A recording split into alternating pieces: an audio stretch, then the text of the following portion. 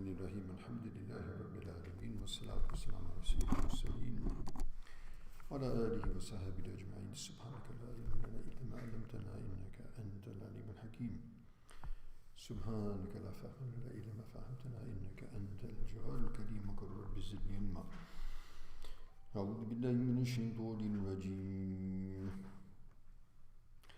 يا أيها الذين آمنوا لا تتخذوا بطانة من دونكم لا يألونكم خبالا ودوا ما عنتم قد بدت البغضاء من أفواههم وما تخفي صدورهم أكبر قد بينا لكم الآيات إن كنتم تعقلون ها أنتم أولئك تحبونهم ولا يحبونكم وتؤمنون بالكتاب كله وإذا لقوكم قولوا آمنا وإذا خلوا عضوا عليكم الأنامل من الغيظ قل موتوا بغيظكم إن الله عليم بذات الصدور إن تمسسكم حسنة تسؤهم وإن تصبكم سيئة يفرحوا بها وإن تصبروا وتتقوا لا يضركم كيدهم شيئا إن الله بما يعملون محيط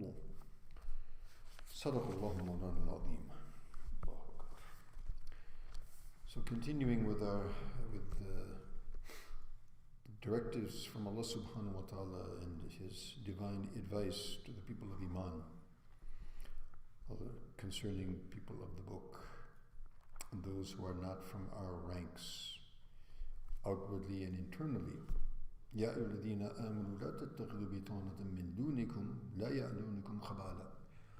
O people of Iman, do not take as an inner circle people who you consult with, people who you confide in, from other than you, other than Muslims, people of Iman, people of Taqwa, people of your belief set.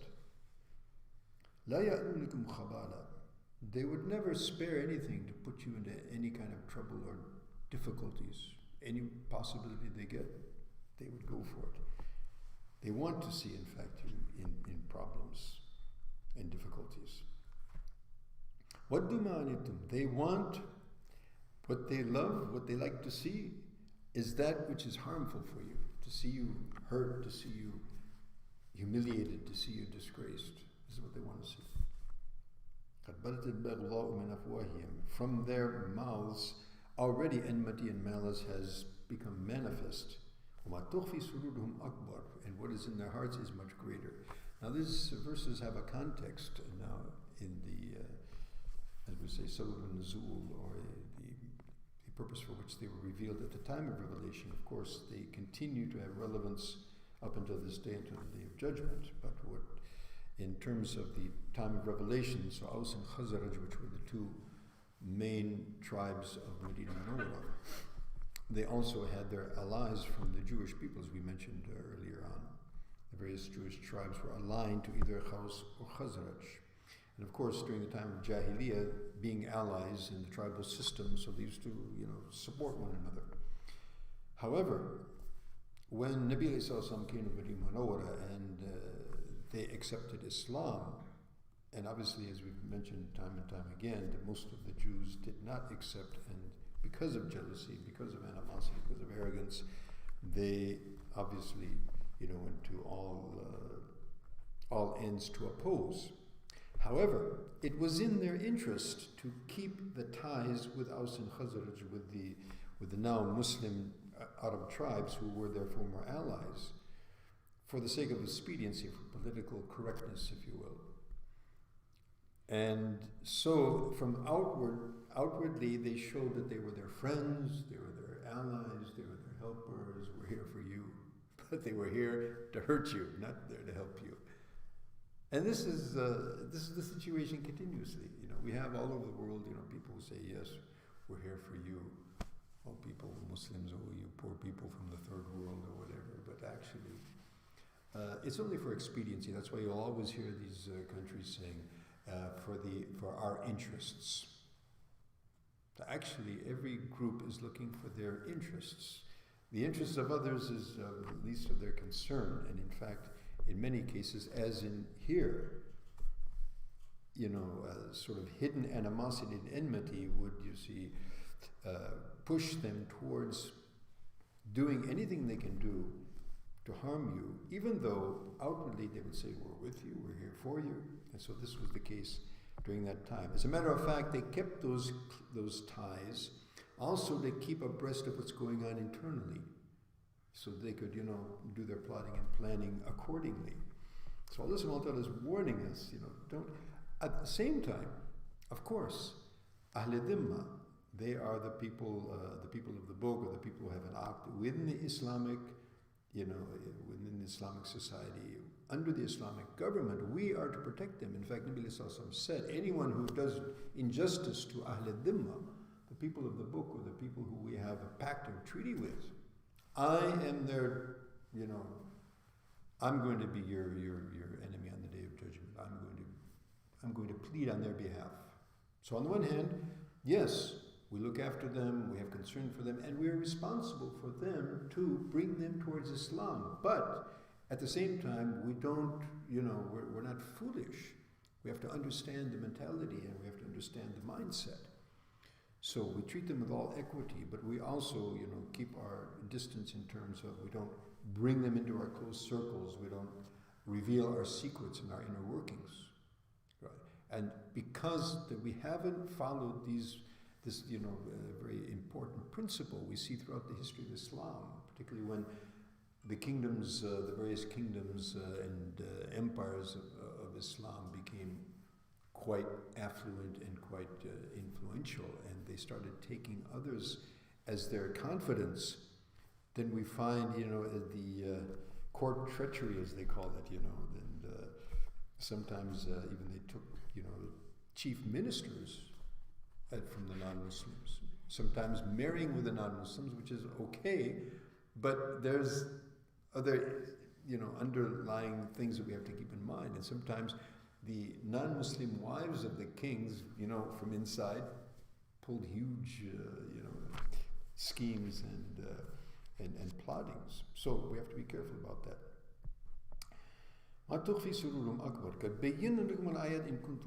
So we have given you clear, we have explained this with all, with all necessary details, so that you will think, you will understand, and use your discretion based on this divine guidance. Ha antum tuhibbunahum. You are the ones who actually love them, and and you have affection for them, as was in the previous days. Aus and Khazraj, had a very close relationship with these Jewish tribes, and you still remain, dedicated to them. However, they don't love you. You love them, or you have affection for them, but they have no affection for you, even though they appear to have such. وَلَا يُحِبُّونَكُمْ. And they don't love you. وَتُؤْمِنُونَ بِالْكِتَابِ كُلِّهِ. And you have believed in all of the books. You believed in their books, and you believe in the new revelation. Whereas they don't believe in your revelation, they don't believe in your prophet, they don't even really believe in their own revelations, which we've seen previously how they distort them and corrupt them. And وَإِذَا لَقُوكُمْ قَالُوا آمَنَّا. When they meet you, we believe, we're with you, We're one. Unity. The same things we hear, continuously, even today. We hear these slogans, وَإِذَا خَلَوْا عَضُّوا عَلَيْكُمْ أَنَامِلَ مِنَ الْخَيْرِ. And when they turn away and they're out of your sight, the Quranic ta'bir here, or literally, they bite their fingers, in anger, and rage. They can't stand to see you moving ahead. Jealousy, right? Because of this jealousy that they have.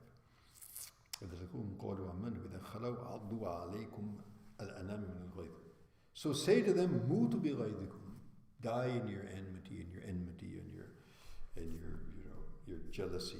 Inna Allah alimun bidhati as-sudur. Allah subhanahu wa ta'ala knows what's in the hearts, and obviously He's going to give recompense appropriately. In tamsaskum hasana tasu'hum. If something good happens to you, internally they can't tolerate that because of jealousy again. Wa in tusibhum sayyatun yafrahu biha. And if some calamity befalls you, they rejoice. This is the situation of the jealous one always. So what's our stratus? What's our modus operandi in dealing with such individuals and situations? وَإِن تَصْبِرُوا وَتَتَّقُوا. And if you'll be patient and observe all of the different types of patience that's necessary, وَاتَّقُوا وَتَتَّقُوا, observe taqwa, لَا يَضُرُّكُمْ كَيْدُهُمْ شَيْئًا. Their machinations, their plotting and planning, their scheming will not hurt you at all. إِنَّ اللَّهَ بِمَا يَعْمَلُونَ مُحِيطٌ. Allah subhanahu wa ta'ala has surrounded all of their scheming and plotting with His knowledge and with His qudrat. And so, therefore, don't worry, provided you are muttaqi. مَن يَتَّقِ اللَّهَ يَجْعَلْ لَهُ مَخْرَجًا وَيَرْزُقْهُ مِنْ حَيْثُ لَا يَحْتَسِبُ. And so, therefore, those who fear Allah, adopt taqwa, Allah subhanahu will open up a way for them from where they can't imagine and give them their sustenance similarly. So may Allah subhanahu wa ta'ala give us understanding of this very important principle, how we deal with those who are not from our faith, with equity, with love and affection, and love in fact. However, we don't bring them into a situation where we're going to be hurt by their inner malady and their inner diseases, and we pray for them that Allah, give them shifa and give them health from these diseases and cause them to actually enter into the folds of the people of Iman along with us. We want everyone to enter into paradise with us. We're not interested in anyone going to the hell. We don't desire it for our worst enemies. We want everyone to come towards Islam and come towards Jannat. However, if they refuse to do so, that's on them. May Allah subhanahu wa ta'ala give us all tawfiq. Ameen. Thumma ameen wa akhir da'wana. Alhamdulillahi rabbil alameen. Wassalamu alaikum wa rahmatullahi.